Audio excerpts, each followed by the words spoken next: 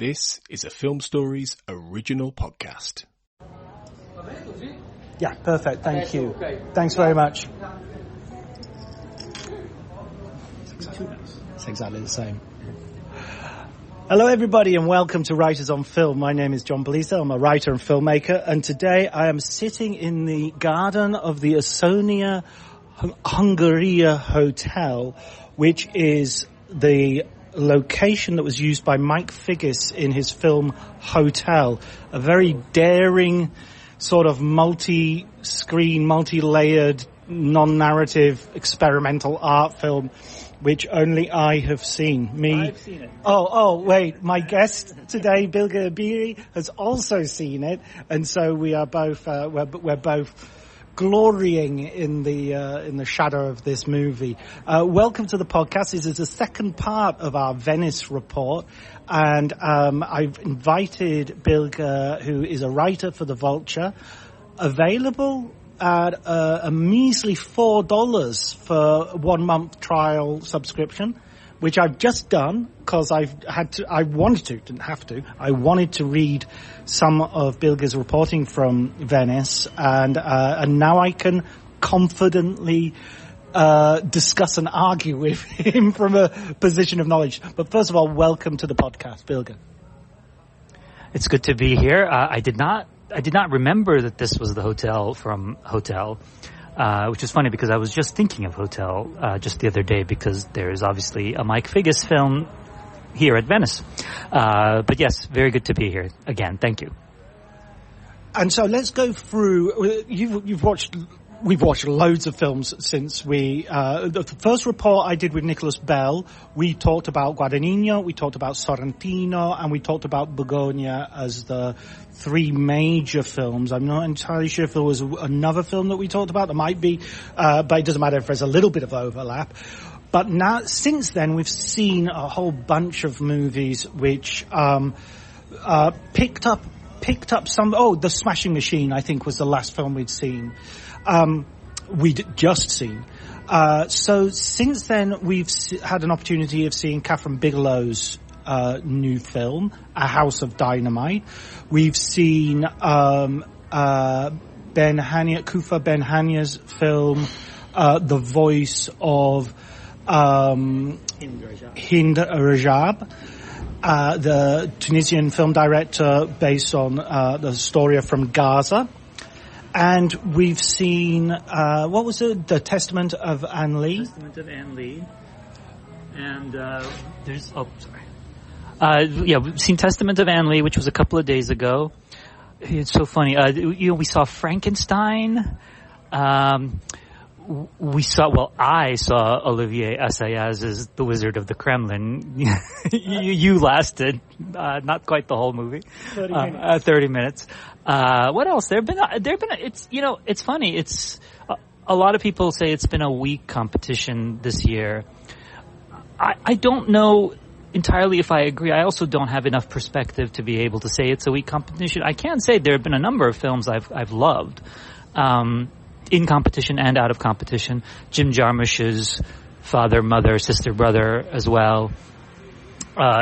Gus Van Sant's Dead Man's Wire, which is not in competition, but is still very good, and obviously, it should have been. I mean, a very good film from a great director, which feels kind of almost, you don't want to quite say return to form, because he has been working, and he did that Truman Capote miniseries that people loved that I didn't see. So, But yeah, there's been a lot of movies. One might even say too many movies. But it's a film festival, so. Well, let's start with our with a point of disagreement in terms of The Wizard of the Kremlin, which was a film which I lasted 30 minutes. And usually I don't walk out of films. It's something that I'm becoming increasingly good at in terms of thinking, I've got a good book on the go.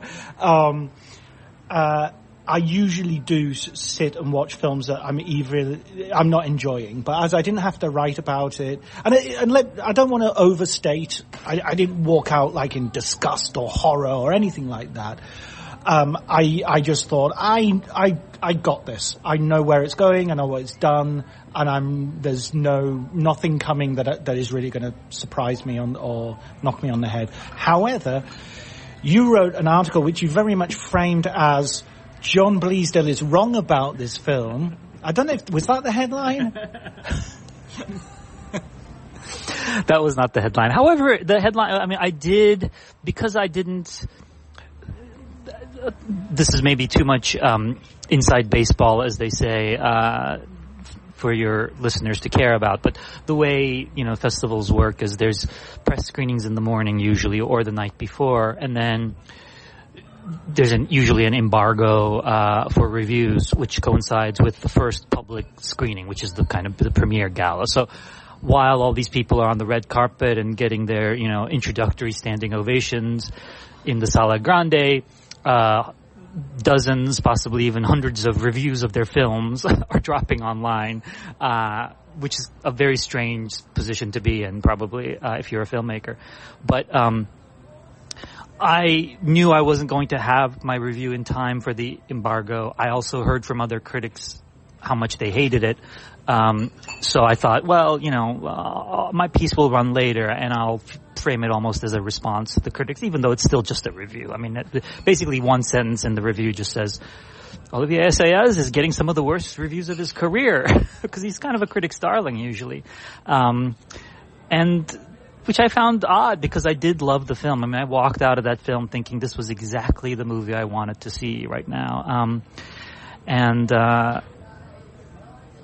You didn't get to see Jude Law as Vladimir Putin, because he shows up a little later. I thought he was excellent. I thought he did a great job sort of translating Putin's kind of technocratic conceit into this sort of this body language of a man who really just doesn't care about anyone else in the room. And I quite liked Paul Dano as this kind of placid-faced creep who's basically spent the last 20 years shaping Putin's public image and also shaping Russian public opinion, and in some cases world public opinion, often by inventing things. And he frames his journey as being very much about responding to events, responding to the way Russia is changing, responding to the way people are seeking security and things like that. But at the same time, what becomes clear over the course of the film, and this is kind of a classic Assayas theme, is the idea that he has been absorbed by the reality that he's created. And in many ways, he's responding to things he's created and claiming himself as just kind of a mere pawn, a mere victim. It's an expansive film. I later found out that it was actually shot just earlier this year, and I think they shot it like 5 months ago or something.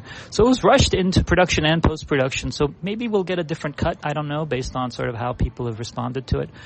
I found it incredibly moving. I found it incredibly riveting. I lived in Russia in 1997, and I found its recreation of that world, of the age of the new Russians and sort of the post-Soviet era. I found it very compelling. It felt very familiar. I felt like I was back there. And I'm also just fascinated by modern Russian history. So the movie was just like catnip to me. But yeah, I loved it. I feel very strongly that its reputation in future years will be intact, but who knows? You've always got to have that, that counter opinion and there are those films that definitely survived their festival. People have reclaimed films like Southland Tales, and other films have had absolute disastrous. Apocalypse Now had a rocky viewing in Cannes to some degree. It did, so we can't. That's okay. I retract. Well, I will say Assayas has had some films of his that premiered at Cannes to somewhat disastrous reception. And I was there for and I was one of the people who initially did not enjoy Personal Shopper. And I was there for the press screening where it got booed and everything, and now a lot of people consider it his masterpiece. I don't know that I'd go that far, but I like it more than I did back then. I believe Demon Lover was originally, I wasn't here, I wasn't at Cannes for that, but I believe Demon Lover was initially, quite savaged and now is considered kind of a canonical movie for him. Assayas is a character who it took me some years to come around on him. And I've interviewed him a few times. I love talking to him. He's one of the most fascinating, articulate people ever, even when he's made bad movies. And his last two films have not been well received either. So who knows? Maybe he's in a kind of artistic downturn. But I really enjoyed this. I do hope, I don't know. I don't think it has distribution yet in the U.S., so I don't know when it'll open, on my side of the planet. But I'm really looking forward to seeing it again. Yeah, I mean, to just sort of articulate some of the reasons I was less enamored by it, every line in the film seemed to be very much about Russia, and I kind of was, this is a film directed by a Frenchman, written by a Frenchman, based on an Italian novel, played by actors who are Swedish, British, and American, and everything that comes out of their lives are definitions of the Russian soul. And I just found I was kind of interested in your review that you said, this is really uncanny how they've captured Russia. So you're more qualified than me, certainly, to talk about that. I mean, I'm maybe more qualified than you, but I'm not particularly qualified. It was more a kind of sense memory I had as I was watching it, which helped pull me in even further into the story. And, the film's vision of history very much, and the film is based on a novel, which is kind of a historical novel, but the central character is a fictional character who's kind of partly based on a real figure in Russia, but also probably more of a composite character. So, I mean, it's kind of like, I was a big fan of another much hated Venice title from a few years ago, Blonde, which was also based on a novel. But a lot of people saw it and responded to it as a kind of nonfiction, biopic. And the director's response was, well, this is fictional. It's not really meant to be sort of what really happened. That can be a bit of a chicken shit response, because you are presenting something, you are presenting a real character, in some cases a semi-real character within a realistic context, and sort of saying, providing an interpretation of a person's biography and history. I still love that movie, and I love this movie, but there is this very fine line filmmakers sometimes walk, and even if they base their films on history, they walk that line of, I am creating a fiction and I'm making choices as a filmmaker to show certain things and to show certain things a certain way and to depict a particular reality that I have partly imagined. And I'm sure as a filmmaker, as an artist, it's very hard for you to say, this is as it was, this is how all these events actually transpired. But at the same time, you are presenting a piece of film that when we watch it, we accept it as reality almost subconsciously. So it's a fascinating conversation. One bigger than, just The Wizard of the Kremlin, Absolutely. Let's use that actually as a segue, because there's two films that has struck us as probably the two biggest films we've seen recently as well. So they're fresh in our minds. In terms of the political engagement that cinema can have on two of possibly the most important issues of our day, one being Gaza, the other being the imminent nuclear war that we are, the doomsday clock has been moved forward a few seconds. The nuclear we've just while we've been at the festival enjoyed a military parade in China, which I don't know about you, but was reminiscent for me of the 1980s sort of Red Square parades that you would see on a regular basis, and that sort of saber rattling that would happen between the great powers. So I think we should start with A House of Dynamite.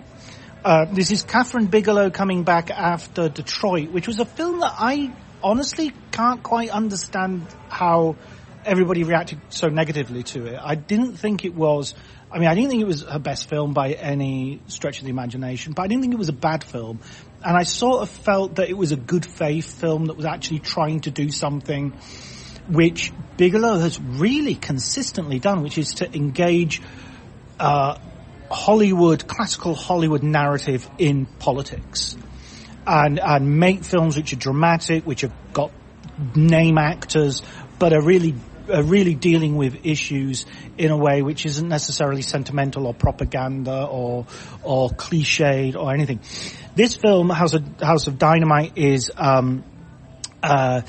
recounts a mystery launch of a missile from the ocean, so they're not quite sure who has launched this missile. It is all they know is it's heading towards a continental United States, and it will land in approximately 20 minutes. And and you basically see this information going up the chain of command through three sort of separate retellings of the same sort of 20-minute period towards impact. The cast is filled out by the likes of Jason Clarke, obviously was already in Zero Dark 30, Rebecca Ferguson, Idris Elba, Jared Harris. I mean, there's so much. Tracy Letts has a wonderful part. I've never seen Tracy Letts turn up in a film and he's disappointed me. He always manages to boss whatever scene he is in to his own benefit, and here there's no different. It's absolutely gripping thriller for me. I saw in your review that you liked it as well. Let's talk about this one. Yeah, it's a riveting film. What you say about Bigelow is interesting and I think true. You know, early in her career, I mean, she had her very first films, which are actually kind of hard to find sometimes, but you know, her initial reputation was as a real action director, kind of, you know, the rare, you know, perhaps the only female action director, you know, a filmmaker who kind of was as proficient with the boys with their toys, jacked up, you know, testosterone-laden 90s action as much as, you know, the big boys were. And of course she was married to James Cameron, so that sort of added to it. But, you know, with Point Break and things like that, and even something like Strange Days, which has a lot of political ideas in it, was very much marketed as a kind of, you know, sci-fi, action, adventure, thriller kind of thing. And then, of course, with The Hurt Locker, she entered a phase where her films were much more politically engaged. And, you know, I still think Zero Dark 30 is a kind of masterpiece, but its reputation has been quite tarnished by the sense that, you know, maybe she and her screenwriter maybe kind of fell under the spell of their CIA handlers and sort of gave a vision of events that was, you know, a little too favorable to the CIA's torture program and things like that. I didn't get that from the film, actually. I find that film very damning in certain ways. But, you know, that's a different conversation. And Detroit, I thought, was, you know, I agree with you that Detroit came from a good place, certainly. I thought it was just kind of a mess. I mean, there's great stuff in Detroit. My feeling about Detroit was, as I was watching it, I even thought, there has to be a different cut of this film somewhere, because you know, characters are kind of dropped. She has trouble handling the sort of multi-character nature of the story, the different story threads. Certain characters show up just to get sort of brutalized on screen for, you know, what seems like half an hour, and then they're dropped, and it feels almost like, I know some people thought it felt kind of exploitative. I think that's why it feels exploitative. I don't think the film is necessarily exploitative, but it just feels unbalanced in that way. I genuinely thought we would eventually see like a 4-hour cut of Detroit, which would be much better or something, but that never materialized. So I don't know if it exists or not. But no, this is a real return to form for her, insofar as, you know, she's very good with these tight ticking clock narratives. It has a real sort of propulsive energy. You know, it's not a testosterone action flick. I mean, it is quite harrowing from the very beginning. You know, the other thing I kept thinking of about the film was, you know, in many ways it's very predictable, right? I mean, you kind of know, like, I knew what was going to happen at the end of this movie, and I knew what was going to happen at various points. Like, I just knew as soon as it started, I was like, I know where this is going. And yet I was completely on the edge of my seat throughout. And that's, I think, the sign of a really good director, you know? Like, I think overall it was predictable, but I would never call the film predictable, you know? And I thought the script had a kind of elegance as well, or the structure had a kind of elegance in those 3 sections, which obviously, as you said, go up the chain of command, but they also follow the missile on its trajectory. So as it sort of passes through each section of the film, let's say, even though they do overlap, it becomes after each point, it sort of becomes someone else's problem, essentially. And as it becomes another person's problem or another couple of people's problems, the movie moves in these three sections with one final coda, which we won't reveal. But yeah, I thought it was beautifully done. Absolutely, just riveted to my seat. It's very nice to have her back, and I'll be curious to see what the response to this film is like. Also, because of the legacy of Zero Dark 30, and also because some people found Detroit exploitative, there is this weird sort of suspicion of Catherine Bigelow.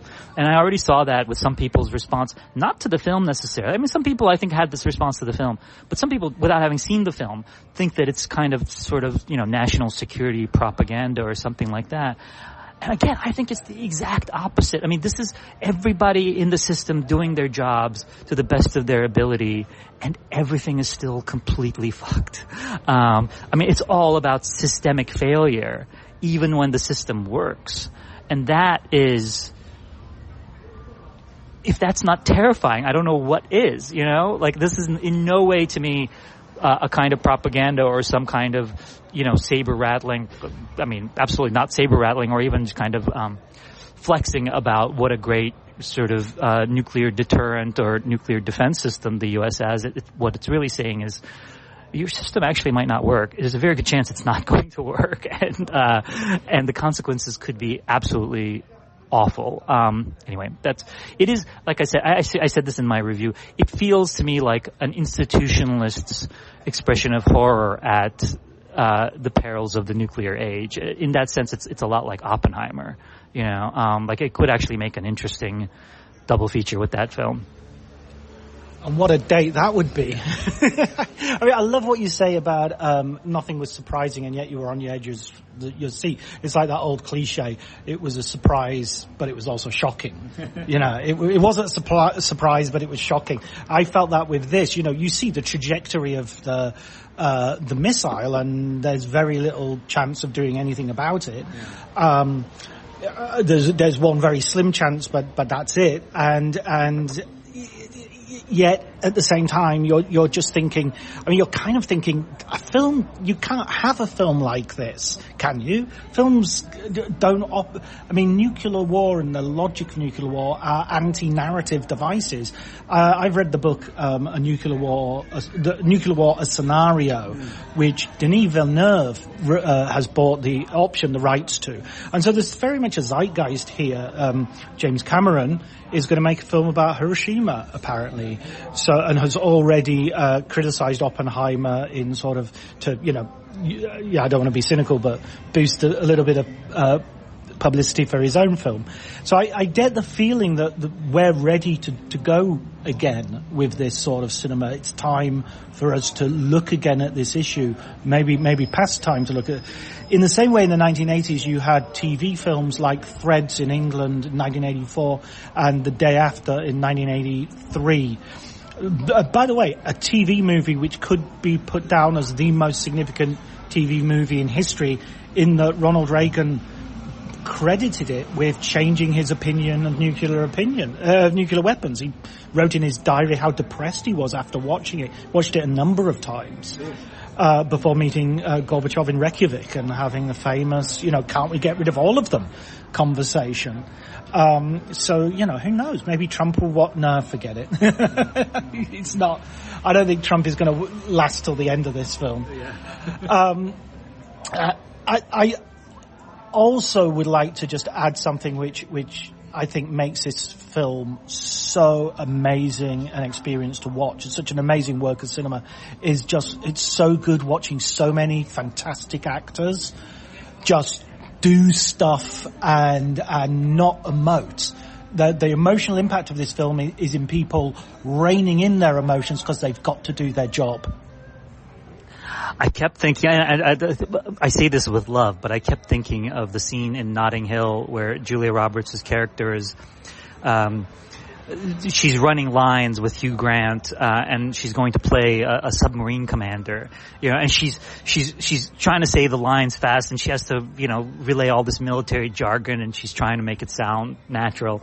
And, I always think about that whenever I see actors, trying to sort of navigate their way around all these military acronyms and throw orders at each other and stuff like that. But that's the thing. It's like everybody does a great job of actually making it sound like they know what the hell they're talking about. Which is especially funny because they are all, not all of them, but a lot of them are foreign actors. I mean, when I say foreign, I mean not American. Rebecca Ferguson is Swedish, but no, she's Swedish, right? Yeah, I mean, Scandinavian for sure. Idris Elba. Where is Jason Clarke from? Jason Clarke is Australian. He is Australian, right? I don't know that I've ever heard his actual voice or his actual accent. I guess Tracy Letts is American, Angel Reese is American. She shows up in the film, but it is a very well acted film, and it does also have that thing. Again, Oppenheimer did this as well, and a lot of films have to do this with the sort of ensemble cast of people who aren't actually on screen that much, but each of them is played by a very recognizable actor. Fitzgerald plays a CNN journalist. Mm-hmm, yeah. And talking about a bigger cut of a film, it's almost like there should be a bigger cut of this film because she seems like she's got a thread of story and it never happens. There's just enough of it that you know why she's there. Yeah. So it's entirely possible that's all they had. But at the same time, there's so many characters here that you could follow for an entire film. But she does a very good job of juggling all these different parts, and because they're all played by people who are either known stars like Idris Elba and Rebecca Ferguson, or they're played by that guys, right? They're played by Tracy Letts, who most American viewers probably wouldn't recognize as a name, but they'd be like, yeah, that guy, I remember him. He was in Ford versus Ferrari. He was in this, he was in that. Little do they know he's like the greatest playwright of his generation. But exactly. But that's those are directorial choices to do that with those characters and to play those actors that way. And I thought the film did that remarkably well. I mean, early on there's a moment where we see a character at a Confederate reenactment, or not a Confederate, a reenactment of the Gettysburg, of the Battle of Gettysburg. And this is early on. It's about 10 seconds, 15 seconds, very short. And at that point, this person isn't doing anything within the story at that point. But she's played by Greta Lee, right? And so we see her for basically 15 seconds. Okay, she's going to be a thing later on. If that was played by an actor who we didn't quite recognize, or it was kind of an unknown, that would feel like somebody had accidentally spliced in footage from another movie. It would feel wrong. So there are these subtle decisions being made, directorial decisions being made throughout the film that feel transparent, that we don't even think of them as decisions, but these are like really important things to do to put this story together. If Greta Lee's character suddenly showed up an hour and a half into the film and she was at a reenactment of the Battle of Gettysburg, that would feel like so overtly symbolic and loaded and weird and tonally off. But because they've established that early on, it makes perfect sense when she does show up. Yeah, so I think I wrote in my review that the main character in the film was the missile. Yeah. And everything else is an ensemble. And it actually structurally is very much like a 1970s disaster movie. And we should note the missile is played by Adrian Brody. And he's very good. I mean, what can't he do? In some ways, the nuclear missiles were the friends we made along the way, I feel.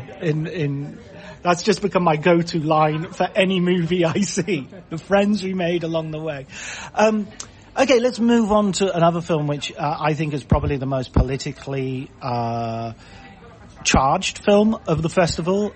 We had a demonstration on Saturday The very first day of the festival, I walked down to the beach and there was a press conference and a demonstration. I'm of course talking about demonstrations against the Israeli action in Gaza. Let's call it a genocide, which is what it is.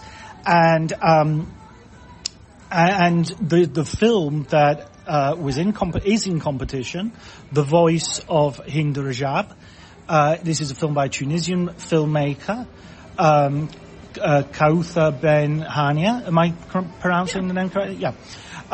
Someone I've met before at the Red Sea Film Festival, I remember.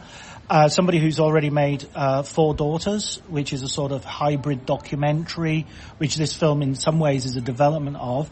This film recounts the story of a 5-year-old girl who was trapped with members of her extended family as they were trying to flee a zone which the Israeli military had occupied in northern Gaza.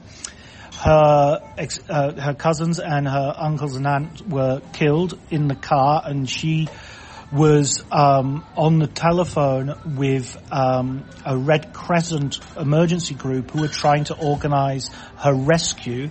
The ambulance is a mere 8 minutes away, but because of the torturous bureaucracy that has to be done in order for that ambulance crew to move safely through a war zone to rescue her, it takes hours before that is even possible.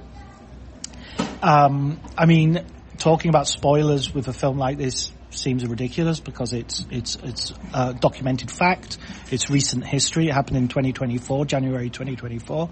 The ambulance crew, when it eventually showed up, I think several hours, like 7, 8 o'clock in the evening, was immediately bombed and everyone was killed.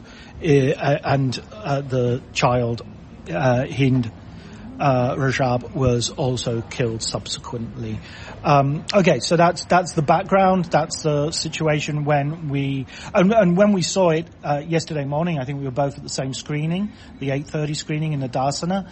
I've never been at a press screening that was so emotionally charged, and people were just sat in their seats unable to move because they were weeping. And let's talk about this one. Yeah, it's a very powerful film.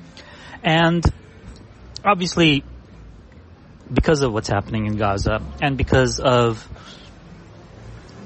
things like the big protest, which I visited as well for several hours and watched it. And the fact that all these things that are happening and it looks like, Israel is planning on entering Gaza again, and basically kind of, what they've decided is their kind of big final assault. All these things are top of mind for everybody. So the film is already playing at a time, at a sensitive time and a time when people will be responsive to this material. So before the film, I thought to myself, regardless of whether the film is any, quote unquote good or not, I think people will respond to it. On top of that, the film is excellent. The film is incredibly well made, and in fact, is not unlike House of Dynamite in its approach, because, House of Dynamite is all about people in these kind of control rooms and things like that. We never see the missile in House of Dynamite, even though it is played by Adrian Brody. But he's been cut out of the movie as a whole thing that seems to happen to him now and again. But no, sorry, I shouldn't make jokes in this context, but we don't see the missile. What we're seeing is people responding to something that's happening and doing their jobs the best they can, and then becoming aware of their helplessness, which is also what this movie is. It's these people, they have their processes, they have the things they do, they have their options, and they discover very quickly that, their options are incredibly limited. And there's all sorts of context that's really important, and it is explained to us. And in fact, it's explained to us in ways that are, almost kind of Hollywood simple, right? Because I think Kautha Ben Hania really realizes that we need to understand this. the emergency center, this Red Cross emergency call center, is in Ramallah, just 52 miles away from Gaza City. And it's in Ramallah because the one in Gaza City can't be used because it's either been bombed to smithereens or, they have to evacuate it because it was so dangerous. So all the calls are being diverted to this call center that's, 50 miles away. At the same time, they have their ambulance crew that is 8 minutes away, but they can't get to Hanoud, as she's called, Hind Rajab, because there is a process they have to follow, which involves going through intermediaries to eventually the Israeli army, who then tell them, this is the path you must follow, this is the safe passage, this is the safe exit, this is the secure path you must take. And it takes a while to establish that, and it takes a while to communicate with these people. And every time you fail to do that, you have to go through the whole process again. All this stuff, and this is all outlined for us. I mean, it's very helpfully outlined by the head dispatcher to one of the other dispatchers, even though they would all know this process by that point, but it's being done for our benefit, which is fine. All these things are really important because otherwise, these people could have probably run out the door and just run down the street or gotten in their cars and tried to save her themselves. They can't. Too far away. And obviously too dangerous. So this helplessness they feel is really critical to our helplessness as well. And I think that's also what fuels the film's kind of few stylistic digressions, or kind of metatextual digressions, where we should say the audio of Hind Rajab that we're listening to in the film is the real audio. There isn't an actress playing the girl. This is her voice. And this is the real audio that's being used. There's also, I believe, the real audio of the rescuers, because we don't ever see them. We hear them on the phone a couple of times. And there are moments where we hear the real dispatchers talking to the girl. And those aren't the actors. We can tell the voices are a little different. And then there are even a couple of scenes where we see the actors listening to the audio without speaking. And they hear their characters' real versions, voices on the audio. And then there are a couple of scenes where where we hear the real audio and then they speak the line. And then there's another scene where we see a phone in the foreground of the frame is a cell phone that has footage of the real dispatchers as they spoke to Hind Rajab, and in the background, blurry, we see the actors. And part of that is, I think, also to slyly express to us, she's sticking to the facts here. She has recreated this thing pretty exactly. She's not taking a million shortcuts. She's not coming up with new fictional scenarios to make it more dramatic or to make it more suspenseful. But these little elements highlight the actor's own helplessness, right? These are actors. They're I don't know what their lives are like, but they're not, being blown away by the Israeli military right now. So the actors kind of become audience surrogates in that way, in these moments. And we, their helplessness comes through on the screen, and then we then feel that same helplessness. The other thing that happens in these scenes is, this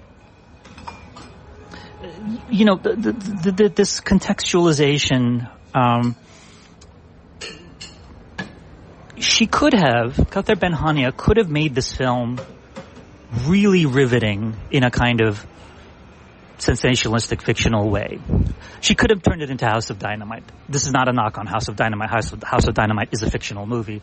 But she could have, because this is an event that happened less than 2 years ago. She's dealing with something very sensitive, and she's dealing with a situation where she could easily be accused of exploiting a real life tragedy. And even though she has the blessing of the mother and all that, so she has the right to do it, but, is it ethically correct is a question that some people will still ask, sincerely or cynically.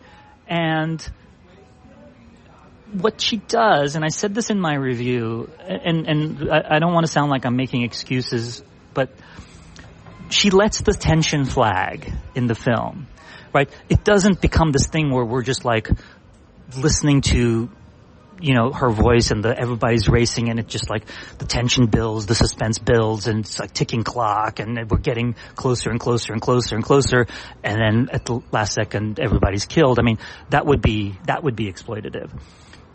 I mean, the film is suspenseful, the film is gripping, but she doesn't try to sort of add extra artificial elements, dramatic elements to try and build this narrative into something more, I don't want to say more audience friendly, because the film is, it's not like it's a tough film to watch, but it's not a difficult film to understand or anything like that. But I do think that that's like a really important thing that she does. I would say a very brave directorial choice, because it would be very easy to try and kind of make this like a really kind of riveting or even tighten it further or something like that. It's only 90 minutes long. The film breezes by, if we can use such an expression. But I do think that that's a really, really important choice, and one that I think really pays artistic dividends. And the other thing is, we are listening to the real audio, and Hanoud's voice, she keeps saying the same things over and over again. She's not, there's no adorable scenes of her saying cute kitty things. I mean, this girl is traumatized. She's in shock. She just keeps saying the same. She was, please get me.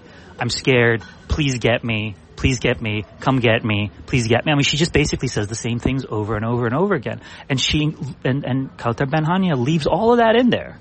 She could have pulled that back. She could have cut some of that, so that it didn't get so repetitive. But that is what she said, before she died. And that is, I think it's a really bold choice to leave that in, even though it's probably the only choice. I mean, all movies are a series of hundreds of decisions. We critics and other people sometimes often make the mistake of looking at a movie as if it's one binary decision, on, off, good, bad. But that's not the case. Movies are, anybody who's directed a film can tell you, a movie is hundreds of decisions, right? And the director's job is to just make a million decisions, right? They don't design the costumes, they don't give the performances, sometimes they don't write the dialogue, they don't design the sets. Their job is to look at something and say yes, no, yes, no, yes, no, yes, no, yes, no. And not every decision is ever going to be correct. And some decisions can be, the set can be like this or it can be like that, You don't know what the right decision is. Here's a movie, though, where so many of the decisions are either the right decision or the wrong decision. It is a minefield of decision-making, this film. It could have gone wrong in so many ways, and it doesn't. I think, by and large, she made the right decision every time with the film. And I think, I do think it's got a very good chance to win the Golden Lion. Yeah, I always get the Golden Bear, Golden Lion mixed up. It might not win. I feel like it'll probably win something. I think it'll be a major film. It doesn't have a U.S. I don't know if it technically has a U.S. distributor yet, or a U.S. release date, but I imagine that it'll be an Oscar submission. I think we'll be hearing about this film quite a bit in the months to come. Yeah, I think in a sense it would be a extremely popular choice as a winner of the Golden Lion. It would be also, to some degree, a choice which would validate the film festival as well. It would be good for Venice as a festival to show that I always had this feeling with Cannes, where there was a wonderful film from Gaza, or film by an Iranian director about Gaza called Take Your Soul on Your Hand and Walk. And I felt very uncomfortable. I wrote a piece about this, sort of watching this kind of film, and then you go outside to where the super yachts sleep in the harbour. And I don't feel that's... I feel the dissonance in our activity, being in these luxurious places, doing these privileged things, and then watching this horrific genocide take place, which is, these criticisms are included in the film. One of the characters, when they're doing that filming, they're doing it specifically for social media. And one of the characters gets very irritated by this and says, they've seen enough dead babies. Do you think this is ever going to change anything? They already know this. And so that also is a comment on the film itself. Film is not telling you anything you don't know. You know about this specific outrage. In fact, I think you said in your review that was several outrages back. Yeah. I have talked to some people, and some people I respect, who say, but the use of the audio in this film is unethical. I have absolutely no idea what that is. I'm actually really intellectually curious I want to hear what that argument is, because in a world in which a 6-year-old child is targeted, which is a point that is also made in the film, that you don't think the Israeli army knows there's a child in there, with all the infrared equipment that they have, with all the time that they have to survey a zone that they're absolutely dominant in. You don't think that you think this is some sort of accident that this is happening. In a world where that is happening, that ethical abomination, to talk about the ethics of filmmaking and using real dialogue, real audio versus not using it, and reenactment, or using real footage at the end of the film instead of using. It just strikes me as it's like Colonel Kurtz in Apocalypse Now criticizing the U.S. Army for forbidding young men from writing "fuck" on their aeroplanes before they drop napalm on women and children. It's an upside down, topsy turvy moral universe, and I won't countenance it. I won't have anything to do with that kind of subtlety anymore, that sort of nuance anymore, because I think it's false. I think it's what we would call in the old days bourgeois nonsense. I found the film extremely moving. I found the use of as you say, the unscripted use of her voice incredibly moving, also because she would say things like, at the very beginning, she says they're all asleep, and then she has to be, they need the information. Are they really asleep? No, they're dead, she says.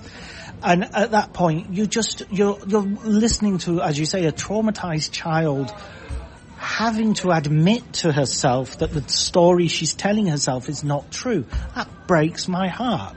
That breaks my heart as a father, but it breaks my heart more than anything as a human being. In a world, on a more general level, in a world that we live in today, we need to re-find our humanity. And this is a film which is a plea for humanity.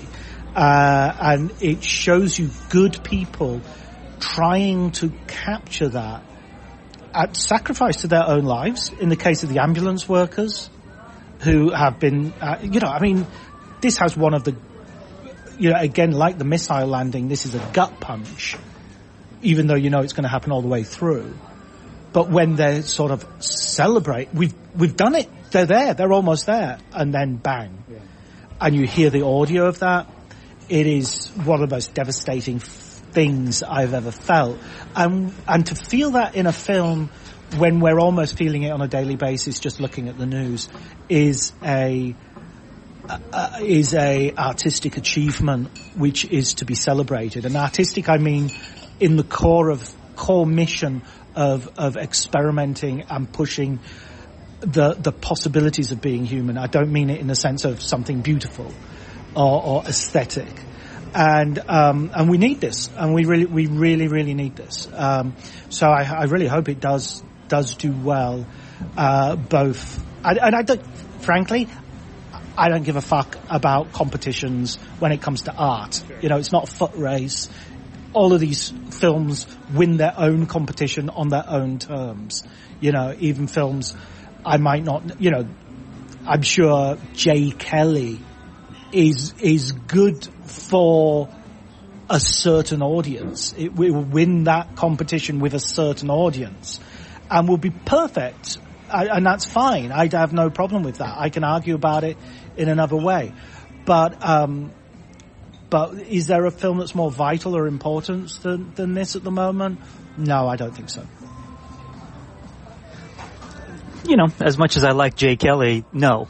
Yeah, it's not, No, absolutely, and that's why that's why this film I think really struck people because it is very well made.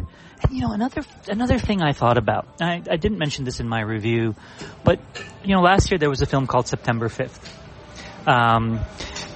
which I liked. I thought it was actually a very, very well done thriller. I mean, it was a film about the kidnapping and the murder of the Israeli team at the 1972 Munich Olympics, and but it was told entirely from the point of view of the ABC News, ABC Sports team that wound up, because of the way the satellites were arranged back then, they wound up having to basically cover it for the U.S. and much of the world. And that film was also set entirely inside the studio. And they also used real footage of what was being broadcast on TV. They used the real footage. They took like real televisions from that period, real equipment, and played this footage so that the actors were responding to like, their real life counterparts on the video screens. And obviously the issue is pertinent because, the Israel-Palestine thing, but I don't think anybody said at the time that movie was in any way unethical. And obviously it's much older event, but when people start to say things like, well, this is unethical, it's like, where do you draw the line? Is there a particular date beyond which it becomes ethical? Like, I don't know. Like, it seems like such a strange criticism to me. There are ways to unethically use this stuff. I certainly don't think the film does it, but I don't think it has to do with dates. I don't think it has to do with, like, the too soon thing is a meme, but that was that was largely a joke, so it's not a real thing. I mean, yes, maybe, but certainly not in this case, especially when you're trying to make an impact. I mean, you're not just, this isn't a case of a filmmaker using this footage because they want to make some money or they want to entertain an audience, It would be unethical if they saved Ingrid Job at the end or something like that, if she rewrote the story or something like that. But this is, it's a docu-drama, as we say, and I think it's really well done. Yeah, I think it's really interesting you mentioned September the 7th, because I think, and September the 5th, sorry, and also the thing about this relates a little bit to the Smashing Machine. Stay with me. Yeah. It's the way you frame a true story. Yeah. And there's always and I really don't like it, there's always this, and a little bit Dead Man's Wire does this, the Gus Van Sant movie. Does it in a way that actually I don't mind it so much. But there's this way that you frame something in which you kind of make it into an achievement or winning. And September the 5th is about this terrible tragedy. But when you get the title cards, it's sort of like, this was the most watched live event. And it's like, oh, look at you. Yeah, well done you. How well you did to create this. And it's kind of like, isn't that feels unethical. To look at a tragedy and think, it's sort of like you wound down your window faster than anybody else to capture the car accident you were driving by. And like, I thought the same thing with the Smashing Machine, where it said, Mark Kerr, pioneered a sport which nowadays people become millionaires playing. It's just like, so what? You don't automatically get, why are you framing this as if there's some sort of tragedy involved in not getting $1 million, As for Dead Man's Wire, it was much more just straightforwardly, this is the truth, Listen, I think we're going to have to sort of wrap up our conversation. I know you've got somewhere else to go, a prior engagement, but let's just for a very final sort of comment on this film festival, highest and lowest. And after not saying this is not a foot race, but sort of your personal sort of takeaway from the festival. I mean, I haven't thought about ranking anything yet, but the films that we talked about today are actually, I think, my favorites at the festival. Wizard of the Kremlin, Voice of Indra Job, A House of Dynamite. I think those are the three films. I mean, there are a couple others as well, but those are the three that really jumped out at me as being, the films that I can see really lasting from the festival. There are other films. There are a number of films I really did like at the festival. And Frankenstein? I loved Frankenstein once Jacob Elordi showed up as the monster. Frankenstein is all about the monster. And I thought I mean, this is a whole other conversation. I thought there was so much achievement in Frankenstein. The first hour kind of left me cold, and I think Oscar Isaac is weirdly miscast as Victor Frankenstein. And I thought, actually, I was kind of worried that the film was just going to be kind of a dud for me. And then Jacob Elordi came in and brought all the soul and was so good. And then the film really clicked. So I liked Frankenstein ultimately. Hand of Dante? In the Hand of Dante. Absolutely atrocious. I will not stand for comparisons to Megalopolis. Megalopolis is goofy, charming, entertaining, wildly uneven, ridiculous, insane. Certainly, In the Hand of Dante is just turgid and boring and stupid in all sorts of ways. I haven't reviewed it. I don't know if I will, but The Hand of Dante is just complete catastrophe. Yeah. Well, on that bombshell, thank you so much for joining me, Bilge, and just remind everybody that you can read Bilge's writing at Vulture. I've just subscribed for $4 a month for a trial subscription, and it's well worth it just for Bilge's writing. Everybody else in the magazine's rubbish. It's nobody else worth reading. I'm joking, of course. Many fine writers there, but thank you once more, Bilge. Thank you. Always good to be here. Thank you.